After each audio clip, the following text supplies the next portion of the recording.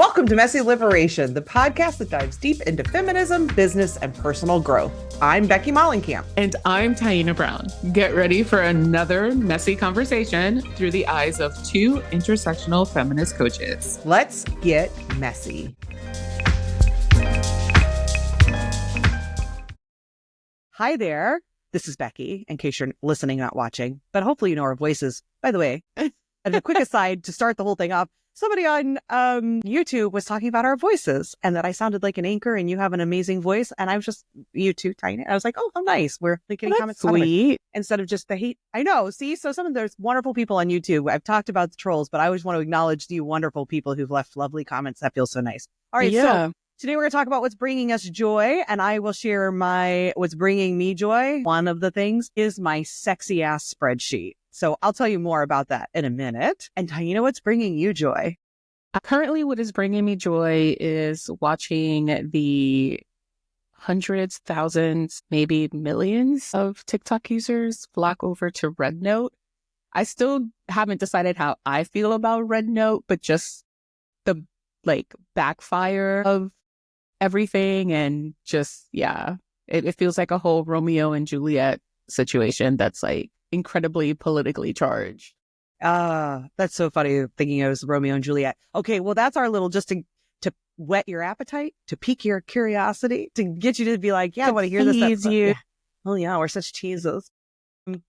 But before we get into talking about things bringing us joy and kind of just how we're navigating 2025 at the beginning of this year, we know this episode is coming out today, which is MLK Day and Inauguration Day. And how bullshit is it that those things coincide? How, I don't think that there's going to be this part of me that's ever going to be able to let go of the fact that it could have been Kamala Harris, the first Black woman president, being sworn in on MLK Day, and the beauty of that, the poetry of that. And instead we get this. Now, not to say that I thought Harris was a perfect candidate, clearly not, but that was something I was all along. I was like, oh my God, how amazing. That I was ready for today to be a tear-filled day, but tears of joy. Yeah. Yeah. And instead, I hope everyone who's listening, except for you trolls, that this is a tear-filled day for different reasons. And so we want to acknowledge what today is. And I don't fucking want to listen to any of it. I don't want to see that man's face. I don't want to hear that man's voice. I don't want to hear news about that man today. I am doing all I can today to protect my peace, to not be a part of it. Yeah. I kind of have a different approach to that. So I'm equally as disappointed, strong of a disappointment as you could get. I say disappointed feels like such a soft word for what it is, but I know what you mean. It's like a soft landing. About what the events of today, and it's it just feels like a slap in the face, I think, for a lot of people in this country to have to sit through a second Trump presidency, his inauguration taking place on MLK Day, especially when the theatrics of MLK Day from right-wing conservatives and just people good white liberals who kind of missed the point, Democrats who missed the point, constantly just invoking the spirit and the name of MLK without really having anything to back that up. Yeah, it feels like a slap in the face in a place mentally and emotionally where I don't want to check out. I think it's going to be radically important to stay attuned.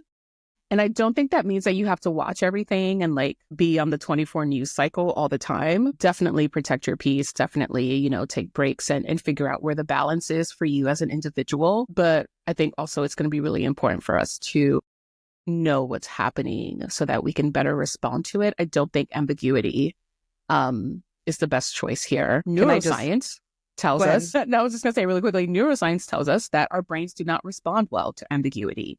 We actually make worse decisions when we don't know what's happening. So it's really important to stay informed during times like these. Anyway, Go ahead. Well, no, I was just going to say I could feel my defensiveness rising, which is obviously something I'm continuing to work on when I feel that. And I know you're not speaking specifically about me, but I just wanted to be clear that when I talk about being avoiding, I just mean today. Yeah. Not in general. I have been checked out since the election. And I also want to fully recognize there's so much privilege in that, obviously.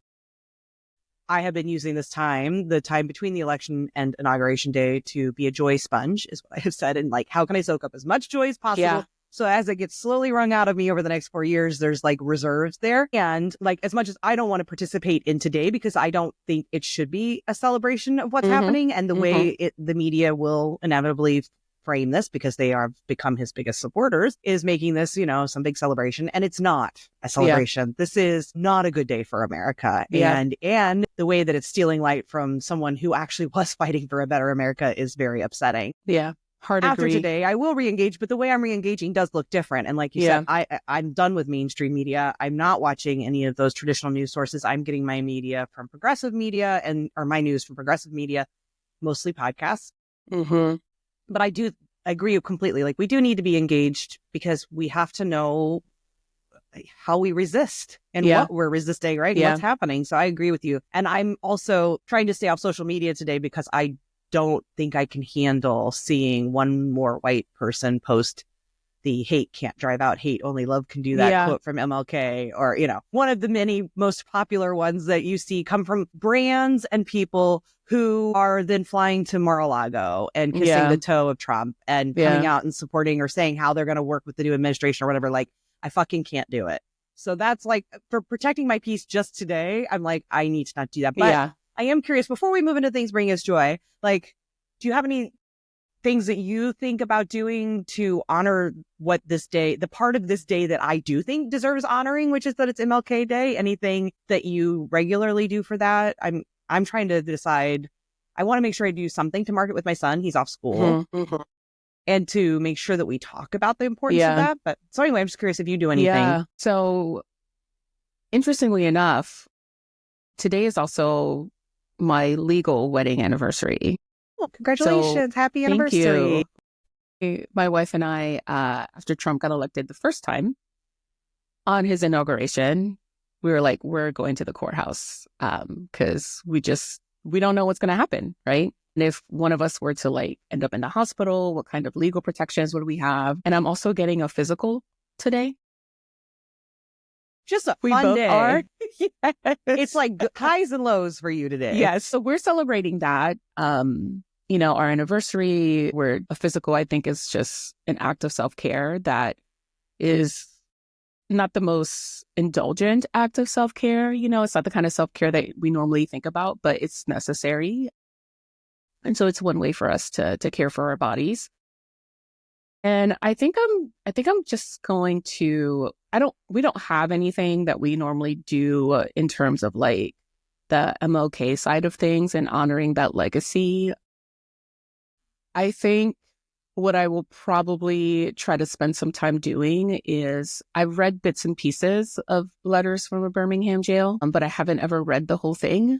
And so I think I'm going to try to set aside some time to read some of that today. I think it's especially relevant in our current political climate. And I'm also going to try to stay off social media today for the same reason.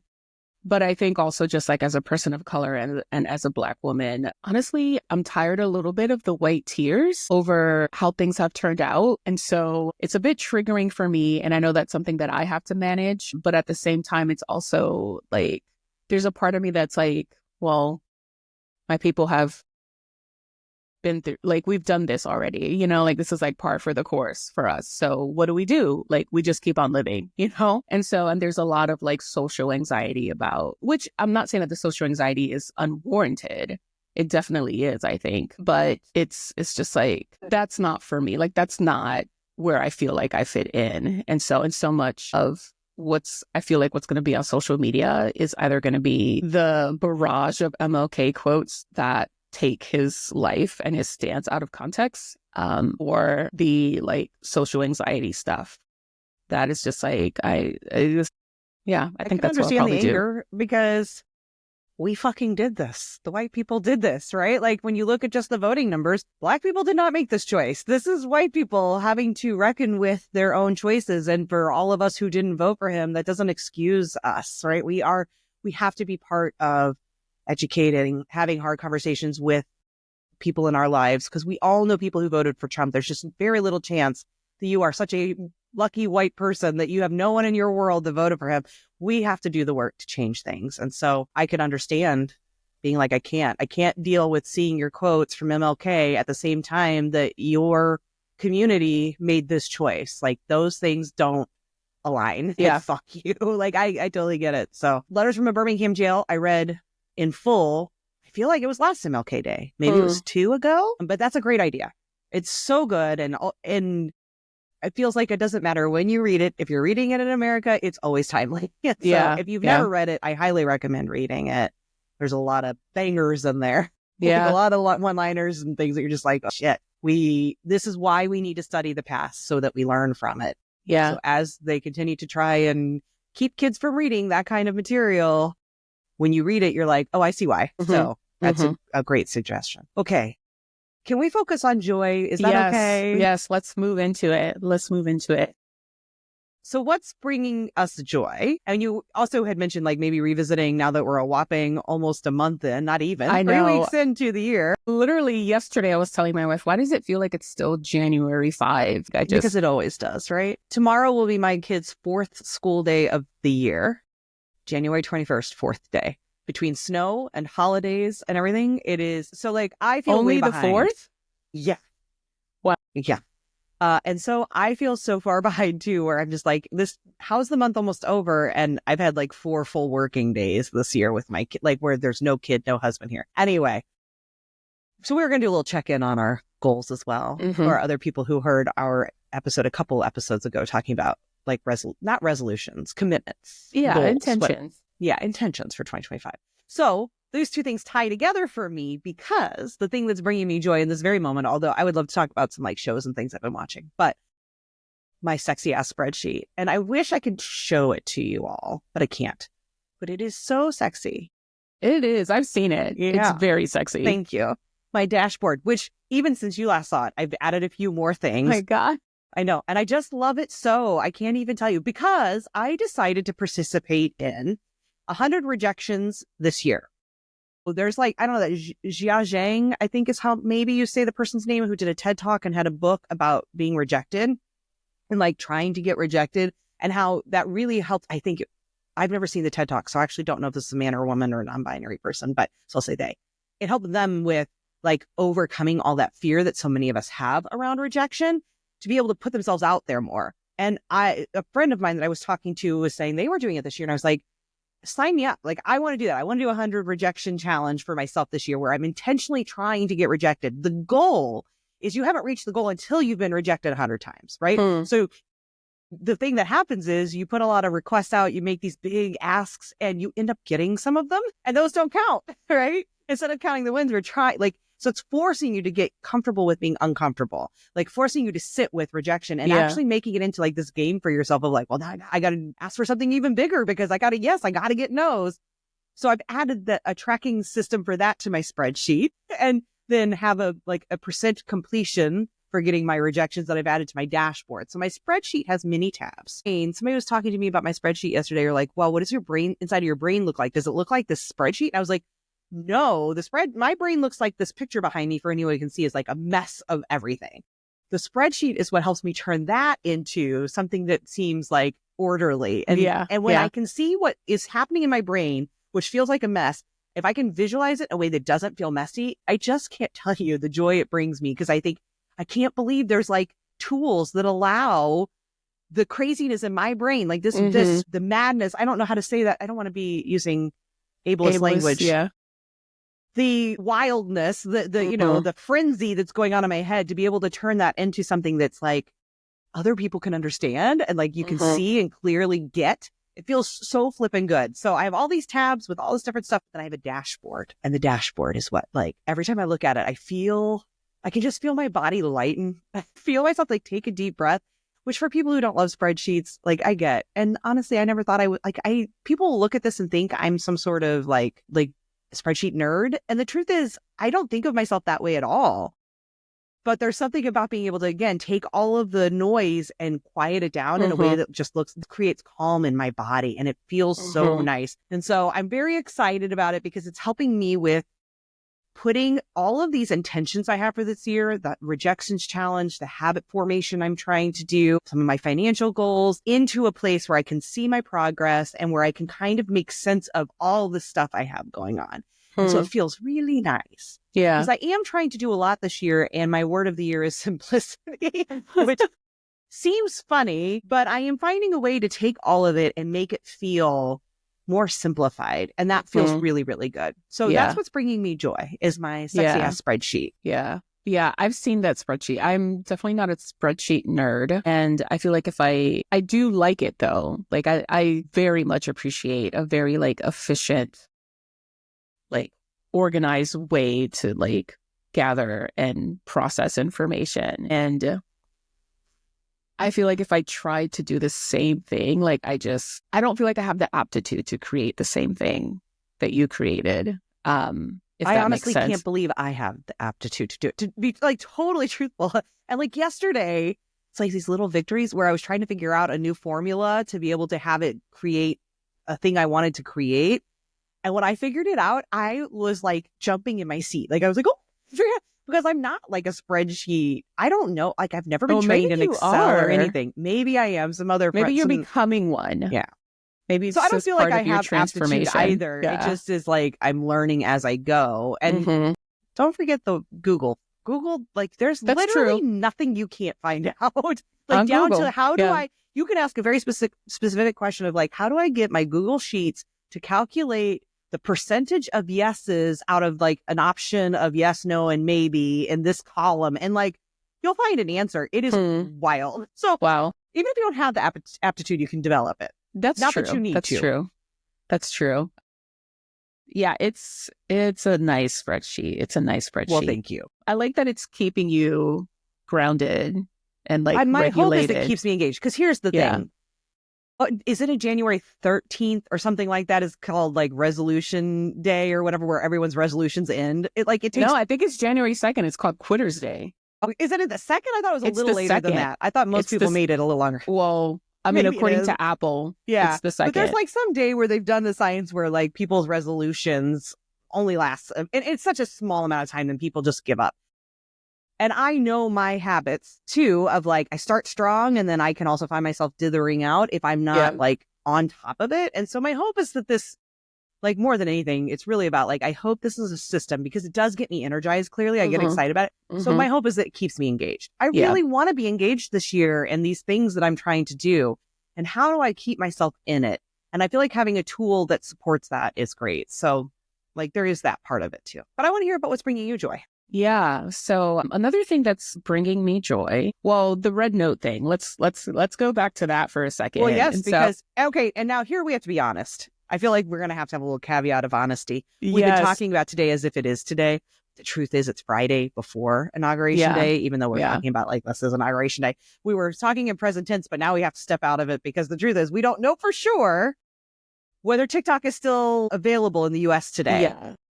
It looks like not, because the Supreme Court just upheld that basically from all indication, unless something surprising happens, there is no TikTok available in the U.S. as of like when we're listening to this. As of Sunday the 19th. Right. So like today, but honestly, this is Friday, so we don't know for sure. But I think most of us are preparing for the fact that it probably, that ban is going to continue. Yeah. Yeah. I've already started seeing like highlight goodbyes. Videos. And goodbyes and thank yous. And here's where to find me now. Yeah. So I mean, the irony of the whole situation is just like, for people who don't know, because I think a lot of people don't know, talk about what I've heard about this thing you're talking about, but I think there are people who don't know what Red Note is. So Red Note is an app in China that is controlled by the Communist Party. A creator, I don't know if he would call himself a creator. I think at some point people thought he was the owner of Red Note, but I think he's just a user of Red Note. Got on TikTok and, maybe like last week or earlier this week, and was just like, you shouldn't, basically saying it's horrible that like they're trying to silence you by taking away TikTok. And so a lot of TikTokers, content creators, just regular users have been signing up for the app, and there's like memes. People are learning Mandarin I was gonna say to better engage because there's no entire thing's in Mandarin. translation. Yeah, it's not intended for U.S. usage. It was built Oh, by and for China. Like yeah. Yeah. And the irony of people leaving the ban because the government are responding to this ban that was in response to potential Chinese influence over U.S. citizens and their data to go to an app that is literally owned by China. Yeah. Because ByteDance or whatever it's called that owns TikTok I'm sure there's no question they're largely influenced by the Chinese government because any business operating out of China is. But they are owned, they're owned independently. Right. It's not literally owned by the Chinese government. And now people are leaving and responding to this ban out of these fears of the Chinese government having control of our data and going to an app that is literally owned by the Chinese government. So it does crack me up too because it's hilarious. It's like it's a dramatic irony. And so it's hilarious, but it's also a little bit scary. Because very scary. I've heard of, people getting on there and immediately getting banned because, they are talking or they have content about a certain topic. I've definitely heard from the LGBTQ community in particular of there being, which the Chinese government is not pro-LGBTQ. Let's make no qualms about it, right? Yeah. Like it's very clear the communist government there is not pro-LGBTQ. So it's not a surprise that they're being met with either being kicked off or hatred or whatever. And I think I've heard similar from some Black folks as well. Yeah. And so it'll be interesting to see how that plays out. Again, we're recording this on Friday, the Friday before January 19th and January 20th. So we don't know what we will wake up to on January 19th or January 20th when it comes to TikTok, but it'll be interesting to see how it plays out. The scary thing is there's so many kids. And by kids, I mean even early 20s, but young. I mean, TikTok skews much younger than, say, Facebook for sure, or even Instagram. I mean, it skews much younger. And so there are these kids that are flocking over to this thing in a language they don't know, in a country whose government they have very little understanding of. I don't think that we teach nearly enough here beyond just generalized scare tactics about China for people to actually understand. I mean, clearly, based on just what we hear, people don't understand what communism is. They don't know what socialism is. They throw these terms around. They don't know what fascism is. They don't know. And the younger you are, the less likely I think that a lot of folks are to really have any understanding. They haven't been around. Like Gen X has a different understanding of communism because of our relationship with Russia and growing up in that. But I just think it's scary to me, these young folks that are flocking to this thing without any real understanding of what it means or could mean for themselves and their data and their safety. And then the bigger picture for America. And I'd be interesting to see how the government responds, because how long did it take for this to happen with TikTok? How long do we think it will take for the U.S. government to respond to what's happening with Red Note? Like, it's just, but tell me why it brings you joy.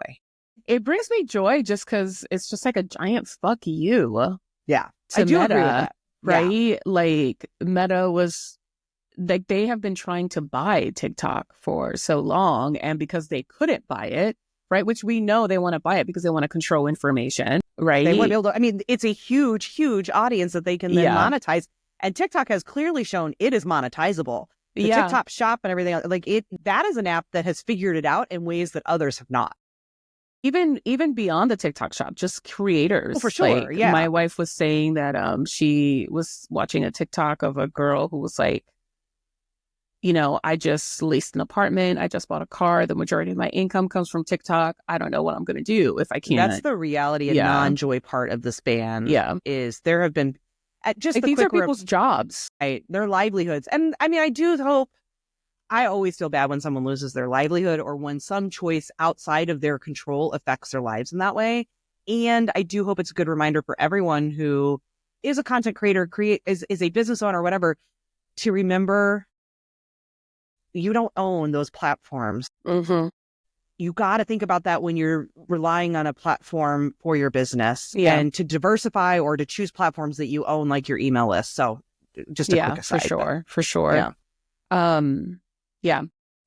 That's why that's bringing me joy. The piece that brings me joy is just, I thought, as much as it like scares me and all that, so we don't have to get too serious about it, but it's the petty for me. It's the petty. It's the like, oh, you're going to ban us from this app? Okay, guess what we're going to do? Hold my beer, hold my coffee. We'll show you. So that does hold my Stanley cup. Right? Yeah. Watch out. Oh, you're so funny. My bedazzled Stanley. Jeweled. Yeah. Okay. So I would like to share some pop culture stuff too. That was very pop culture. So that takes us into just like things that I'm watching that are bringing me joy. And I don't know if you have anything in particular, because I know we've talked about movies, but we haven't really talked about TV shows that we've been watching. And so some shows that I've been watching lately. Well, first, can I share one that pisses me off? And then I'll share one that brings me joy. Yeah. Because kind of, this is like not great, but sometimes I get some joy out of being pissed off, because my husband will be like, why are we watching this if you're bitching the whole time, if you're so pissed off? But I'm like, I kind of like, there's this little thing, like a little bit of excitement and joy I get off of being like, you need a target to like so funnel your rage towards. My target is Taylor or Tyler Sheridan, who does Yellowstone and Landman. I haven't watched those, but I watched Lioness. It's his show. I did not know it was his show. I had just heard good things about Lioness. I knew it starred Zoe Saldana, who I like, and I knew it had Nicole Kidman, who I like less, but I was like, okay, women, it's a woman-focused show. Like, I'm really into watching it. I'm trying more and more to consume only things that are really like women-centric. The new caveat in that, which has been a previous caveat, but now I need to be more firm about it, is it needs to be women-centric by women, because Taylor or Tyler, I think it's Taylor Sheridan. It doesn't matter. It doesn't, because fuck him. Because this show, there is every episode, literally go watch it. I've watched 2 seasons of this show, and I swear to you, every episode, there is a woman in a shower. A naked woman in a shower, and usually it ends in sex. Not always, but usually. I was just like, this show pisses me off so much. I'm constantly yelling at the screen. Zoe Saldana is, listen, I am sure she's strong and mighty. Powerful bitch. I love her. Okay. I think she's gorgeous. I think she seems very smart. Like, but she's not particularly believable in the role that she's in, because she is like a little tiny twig of a nothing. And we're supposed to believe that she's like able to be out there, like in these battlefields. Like, there's things that just don't add up. Not that you can't be a twig of a woman and be just as strong, but they make her look like she has the same level of strength as some of these men who are like jacked up beefcake guys, right? Yeah. Where you just think like, how does she, like, there's things you're thinking, this doesn't add up. And then like, she's this mom of 2 young kids, but she's never home, which is fine. Dad's there, so all that's okay.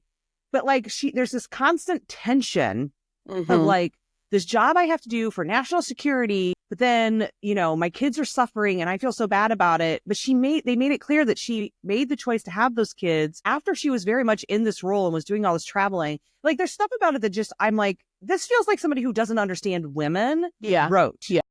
Who is just trying to say, I want to get this role for this hot lady, and I'm just going to stick her in this role whether it makes sense or not. And I just want to get her in the shower naked. It pisses me off every time I watch it, because I'm like, then explain to me why she had these kids. If she's going, if it's this constant, like, I want to be there for them and I can't. But I knew when I was doing this job that I was this like traveling around the world, killing people. She's just like a killer is what she is. She goes around killing people for the government, but like CIA. Anyway, it doesn't fucking make sense. And so the whole time I'm yelling at the screen, and now my husband's even like, oh my God, there's more water. Oh, here they come. Like, he's just like, but of course my husband's like, I like this Taylor Sheridan. Like, he really is enjoying all of the naked ladies. And listen, they're gorgeous. It's fine. Like, it is nice, except that I'm like really tired of men writing for women. Yeah. Similarly, I just binge watched. So listen, I say I hate it, and yet I watched all 2 seasons, right? And a binge. And then I just watched Younger, which was like 7 seasons, which I watched in like 2 weeks. It had 7 seasons? Which I did not know when I started. I thought it was like a show that had 2 or 3. And then I got through like a season or 2, and I was like, wait a minute, that says 7 seasons? Are you fucking kidding me? There's 12 per season. So what did I watch? Like 90 episodes or something of the show? Yeah, and then you have to finish it. Well, yeah, you know, and that's what... Unless it's just really, really bad, you know? Younger was okay, but also kind of bad. I played it in the background mostly, so I will say, but like, that's why I got through it so soon. But it's written by the same guy who did Carrie Underwood, or Carrie, what's her name? Bradshaw? Darren Star, I think is his name, who did... The one who did Sex and the City? Right, isn't that Darren Star? Yeah. And it's another one where I'm like, and I think back to Sex and the City, I'm like, I'm tired of men writing about women, because these are not believable. Right, these are not women I know. Who are the women I know? Yeah. Because this woman like was pretending, she's 40, pretending to be 26. at some point after 7 seasons, she's 47, pretending to be 26 or 27. You start to go, listen, where are the people around here saying, friend, this is not believable anymore. Yes, you're gorgeous, but this is not believable. Yeah. But even more than that, you keep going like, why? Yeah. Because it was like 2020, 2021 when the show ended. I'm like, the world is not, it felt like a show that should have been set in the 80s and not the... Yeah, that's the kind of gimmicky storyline you'd find in like an 80s TV show or an 80s movie. Well, and like maybe it was more reality then. It didn't feel real. Where I'm like, you can't tell like they kept finding excuses why she can't tell anyone. Anyway, all of it felt like this is not written by a woman who like lives this life at all. Which is why I really like Michelle Buteau and her show. Oh my gosh. Survival of the Thickest. That's it. Survival of the Thickest. Oh my gosh, she's amazing. I love her so much. Have you watched her comedy specials? I have the new one. I've watched one, but I haven't watched the new one that just came out. I have the one at on Radio Netflix. City Music Hall, yeah, the historical one. Like she's like the first female comedian ever to have a show at Radio City Music Hall. Wild. I would have thought Wanda Sykes at least would have, if not others, but I can't. That's shocking to me. But. Yeah, very shocking. We watched it last week. I freaking love her. And so I love good. Survival of the Thickest. I can't wait for the new season to come out. But like shows like that are clearly written by women, for women, who understand what it means to be a woman. Yeah. And like have conversations that you're like, this is the kind of conversations that I have with my friends. This is what my friends look like and act like. I just need more of that in my life. Yeah. So I haven't found a lot of those examples, but a show that has been bringing me joy, although I finished it now, is Shrinking on Apple Plus. I don't know if you watch it. There's an amazing character on there, Jessica. What's her last name? She played Jessica James in another show. But anyway, she's fucking love her. And it has Harrison Ford, who I generally don't like, but he plays this curmudgeon really well. But it's a show about... is this the one with Jason Segel? Jason Segel, yeah. And he's like they're all therapists. And it's really like, it's one of these kind of sweet and easy shows. But I love it because to me, it speaks to chosen family. And I love the concept of chosen family. As someone who doesn't have a lot of biological family, chosen family, and the older I get, the more chosen family feels so important to me. And that show really speaks to finding your people who aren't afraid to be with you, warts and all, right? Who love you, warts and all, who are there for the bad stuff as much as they are for the good stuff, and who are there for you when you even try to not let them be there for you.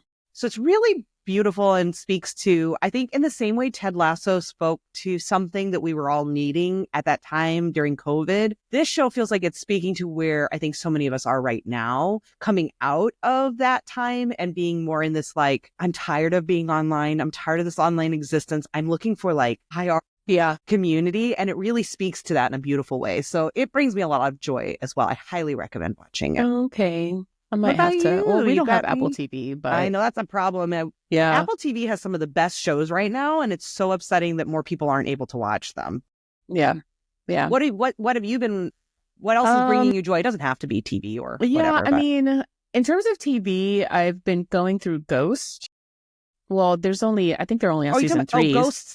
Ghost, yeah, is on this CBS. Or not? It's quirky, I think it has themes along the same lines of like Chosen Family, because basically it's a bunch of ghosts who are like trapped in this like estate from like different eras. And so some have been there for thousands of years and some have only been there for a few decades. And so they just have learned to cohabitate. And then the new owners, played by Rose Byrne, and I forgot the name of the guy who plays her husband. I like Rose Byrne. She has an accident and almost like dies for like 2 minutes. And so when she comes back to life, she's able to see the ghost. And so it's one of those just like quirky, every episode is some kind of antic, kind of thing. And so I got into it because I follow Danielle Pinnock on Instagram and on TikTok. She plays a ghost named Alberta. She was on The Young Sheldon. She's been on a few things. She's a Black actress married to a British white guy, which they're so adorable. They're always like hosting meals at their home for like 10, 20, 30, 40 people. And so Yeah. So, and she's hilarious. She's so funny in real life and on the show. And so I was like, you know what? I need something light and, like that 30-minute kind of sitcom thing to get into, that is just cozy. And that was it. I'm not watching a whole lot of TV other than that. Mello and I do true crime on Fridays. So usually something on Netflix. So that's something that we like. I wouldn't say that brings me joy. That mostly creeps me out. So like we recently watched Don't Fuck with Cats. Have you seen that? No, but I heard you saying it freaked you out. I saw it on social Oh media, my you God. talking about it. It was So so disturbing. I don't do true crime because I can't sleep if I do. I couldn't sleep after this one. I couldn't sleep. It definitely kept me up. It was incredibly unsettling.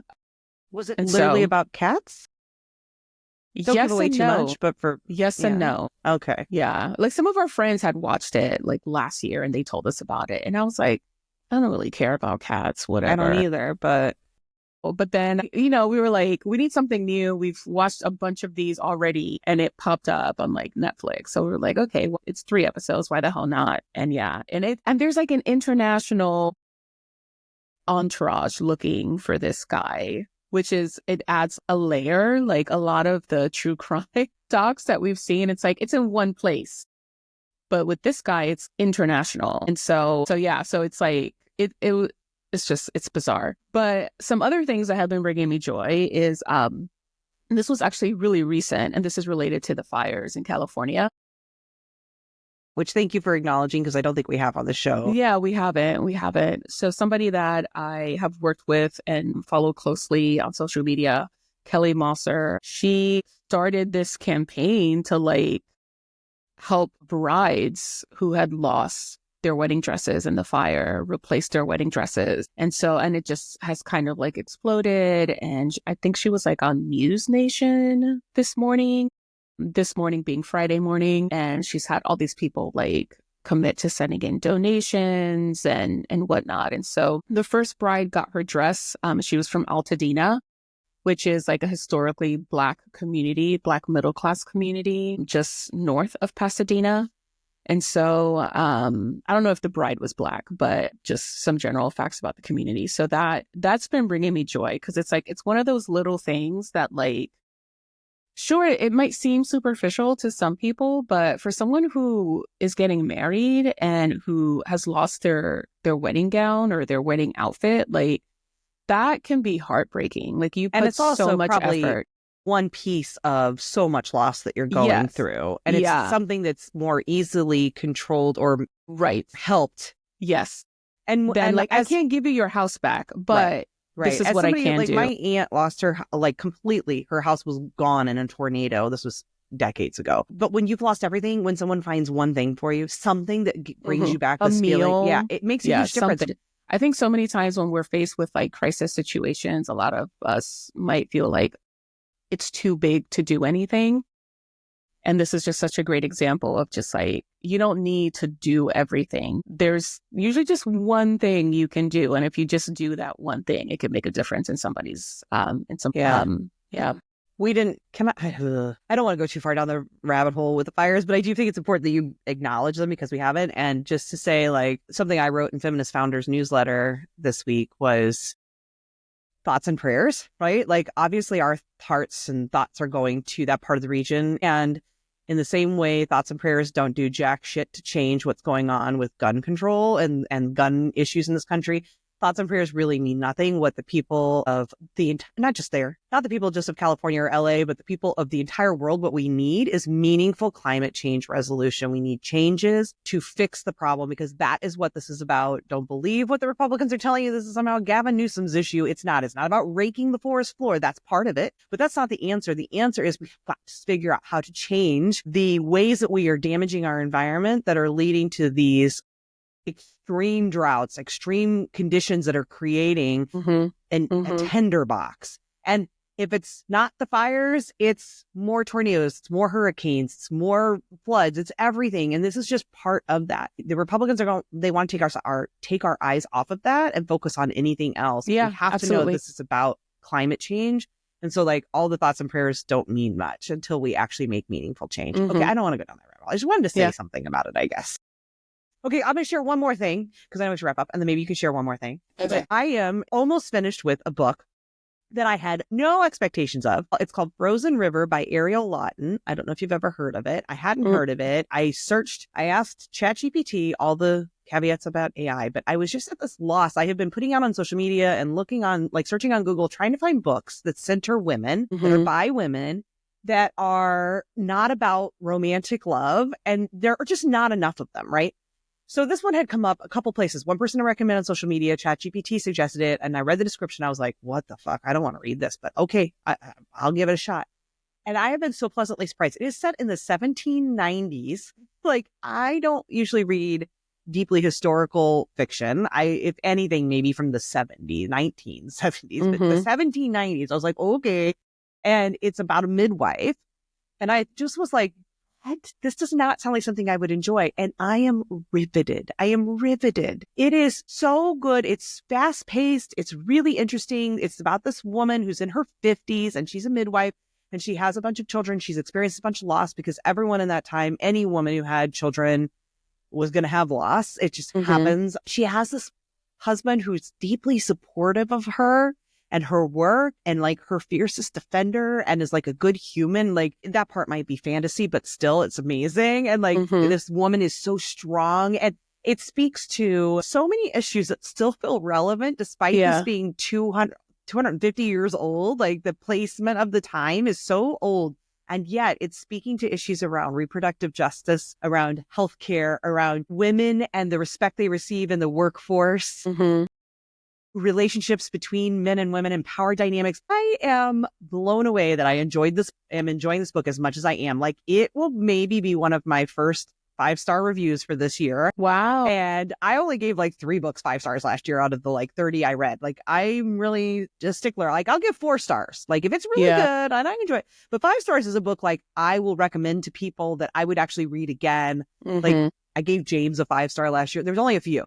Yeah. This book is so, for me anyway, I am so excited at how much I like it and how surprised I am to like a book set in this time. Oh, and it speaks to, there's racial dynamics at play because they're in Massachusetts or Maine. I can't remember. Massachusetts. It was a free state at that time. Like, and they speak to that. And there's this Black woman who comes, sounds to me like she's maybe from Haiti based on like the way the narrator is, the language they're using, but I don't know. They don't say for sure. But she's like this doctor and it's healing woman. And she's like, the special interesting thing, and there's all of the relationships with the indigenous folks that are coming up as well, and like medicines, plant medicines, and anyway, it's so fascinating, Diana. Like I'm really riveted and shocked, and I highly recommend it. Frozen River, Ariel Lawton. Now, if you hate it, don't blame me. But I won't. Because we don't all have the same taste, everyone. But I'm really focused on reading more fiction. And I have been surprised at how hard it is for me to find fiction that speaks to what I want. Right? Like there is just books written by women for women too often are only about heteronormative love. And even those that are written by the queer community are still often about queer love. And I'm just like, what is it? Like, is it that hard to write a book that's not centering love? Like she has a husband and there's definitely partnership dynamics inside of this book, but it's about her. And it's about how she's moving through the world and her experiences well beyond just the relationship. The relationship's like one small element of this much bigger story. And that story speaks to so many things that are so relevant still.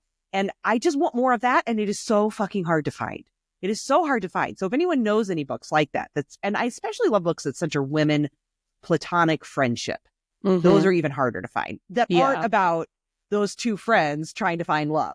Like I want to find more books like that. Or falling in love with each other. Right. Miss Benson's Beetle by Rachel Joyce is a book that shocked me too. It was set in the 1950s about this old woman going to find this rare, maybe not even real beetle with this woman who becomes her friend. Not about love at all. Not about something I thought I would enjoy. And I ended up loving it. So I'm open to like wacky suggestions because it is so hard to find these kinds of books. So anyone has any great recommendations of a women-centric book written by women that is about the experience of women outside of love, hit me up because it is impossible to find. Email us, messyliberation@gmail.com with your book recs for Becky. Thank you. And one last thing bringing you joy to close out our episode. I'm going to say 2 things real quick.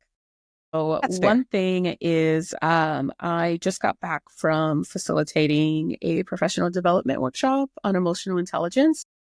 And I'm really proud of myself because I was really nervous. I was having a lot of imposter syndrome and just like, oh my God, I'm really going to fuck this up because I just haven't done something like that in a long time. And I was taking a different approach to emotional intelligence than I think what most people are used to. I was taking like an somatic approach to emotional intelligence. And so, but it went well. It went really well. Got a lot of good feedback from people participating. And it's with a group of people that I have 6 more professional development workshops to do with them. So I'm glad that the kickoff session went well and that they were receptive. And of course it did, but I'm proud of you. And then the other thing is something that's bringing me joy is we are introducing guests to our podcast this season. Yes, thank you for that. I forgot. I love it. Yeah, Thank you. yeah. So we'll have our first guest in a week or two here. Next episode, I think, right? Yeah, I think we're recording so. next week. So yeah. Yeah. Tell people who that is. Give a little sneak peek since she's somebody you know. She is somebody I know. She's a former client of mine, Marina.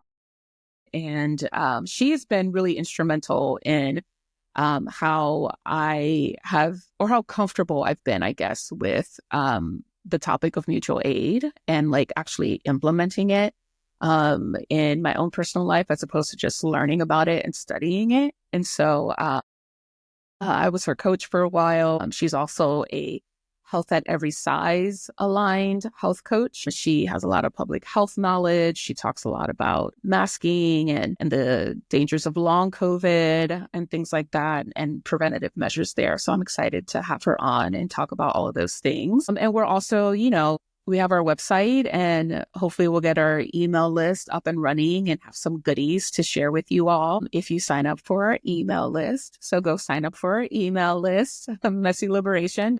That's it. messyliberation.com. You'll find how to sign up there. Yeah. So we'll see you on the inside behind the curtain. Yeah. Everyone protect your peace today as if this is today, but you know what we mean. Inauguration Day, MLK Day. Do what you need to do today to protect yourself, to tend to yourself, whatever that looks like for you. Yeah. Whether that, and for some folks that may mean being with it, facing it, listening to it.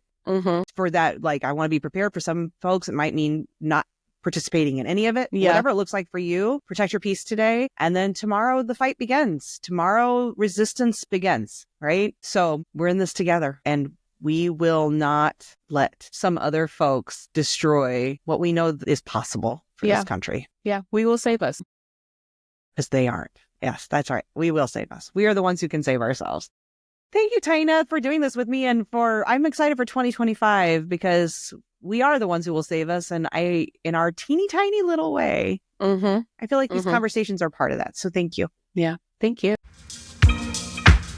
Thanks for listening to Messy Liberation. Will you please take a moment to subscribe, rate, and review wherever you listen? I know people say that all the time. And if you're like me, often you just go on to the next podcast. But truly, taking that moment to do that will really help us reach a wider audience. Thank you so much for your support and for listening today. Until next time.